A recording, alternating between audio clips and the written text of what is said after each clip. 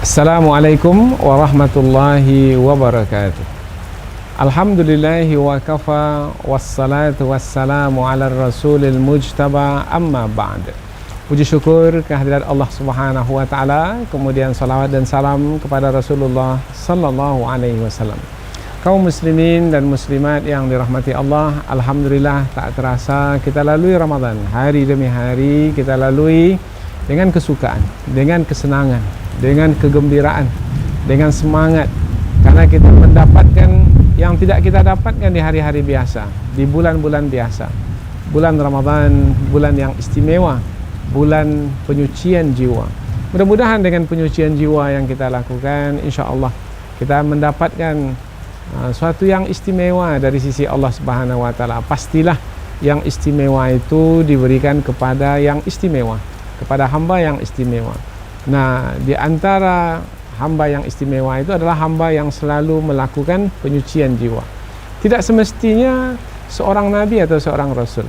Seorang hamba biasa, kalau ia terus melakukan penyucian jiwa, maka dia akan mendapatkan keistimewaan.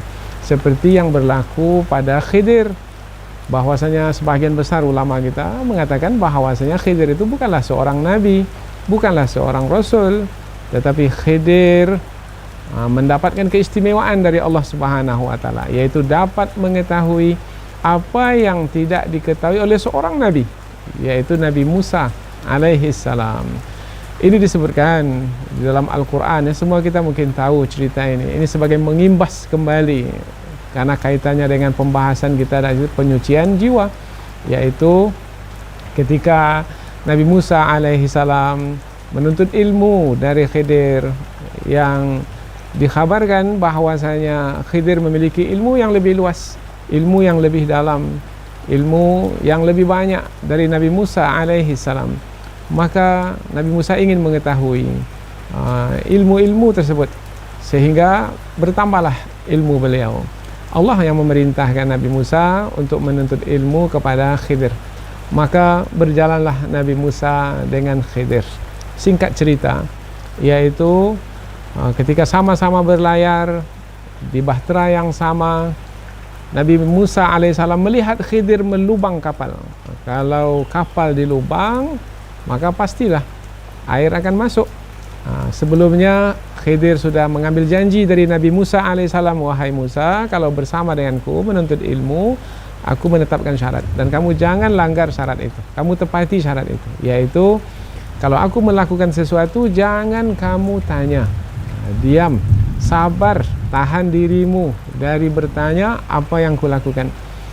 Meskipun bertentangan, tidak kamu sukai, nah mungkin perbuatan yang buruk dalam pandanganmu, tetapi tahanlah dirimu, sabar. Nah, berlakulah ujian yang pertama pada diri Nabi Musa alaihissalam, yaitu ketika melihat Khidir melubang kapal, maka Nabi Musa mengatakan, wahai Khidir, mengapa engkau lubang kapal? Ini akan membuat kapal ini tenggelam dan semua penumpangnya nanti akan mati binasa. Apa yang kamu lakukan ini, wahai Khidir? Nabi Musa lupa bahwasanya ia telah berjanji untuk menahan diri dari mempertanyakan apa yang dilakukan oleh Khidir. Maka Khidir mengatakan, wahai Musa, ini peringatan pertama, yaitu kalau kamu buat juga seperti ini lagi berikutnya, maka itu adalah peringatan yang terakhir. Dan kita tahu bahwasanya kejadian yang berlaku itu adalah 3 kali kejadian. Nah, yaitu kejadian yang kedua, yaitu ketika Khidir membunuh anak yang masih kecil.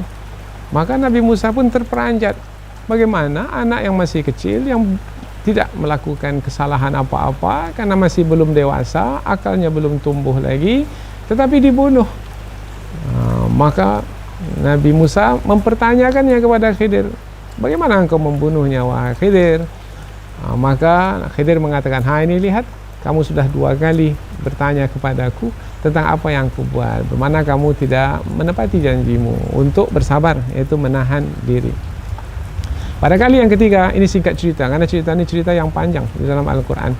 Pada kali ketiga ada dinding yang roboh, kemudian Khidir menegakkannya. Yang dinding itu berada di satu kampung yang mereka sampai di kampung itu dalam keadaan lapar, memerlukan makanan. Kemudian mereka minta kepada orang kampung itu tidak mau menjamu mereka, padahal akhlak mulia adalah menjamu tetamu. Kemudian karena telah mendirikan dinding yang roboh di kampung itu, maka adalah hak mereka untuk mendapatkan upah dari perbuatan menegakkan dinding di kampung itu. Maka Nabi Musa mengatakan kepada Khidir, mengapa engkau tidak mau mengambil upah? Mengapa kamu tidak meminta upah dari mendirikan dinding ini? Nah, mengapa kamu buat aja perbuatan sementara kita memerlukan makanan, memerlukan minuman untuk bertahan hidup di kampung ini? Maka Khidir mengatakan, inilah beda antaraku wahai Musa dengan dirimu, yaitu mengapa aku mendapatkan ilmu lebih sehingga Allah perintahkan kamu untuk menuntut ilmu dariku adalah karena aku sabar, sementara kamu wahai Musa kurang sabar.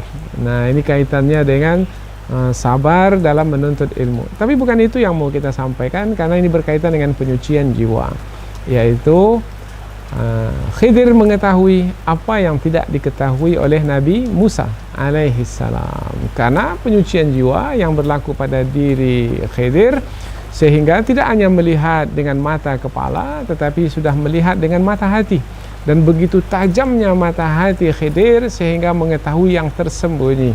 Yang tersembunyi adalah seperti yang diceritakan kepada Musa, wahai Musa, mengapa aku melubang kapal sehingga kamu tak bersabar mempertanyakannya kepadaku? Karena kalau kapal kita itu bagus, tidak dilubang, kita akan lalu di satu kampung yang dikuasai oleh raja yang zalim, yang menjumpai kalau ada kapal itu yang lalu di kampung itu baik, tidak cacat, tidak berlubang, maka dia akan rampas kapal itu.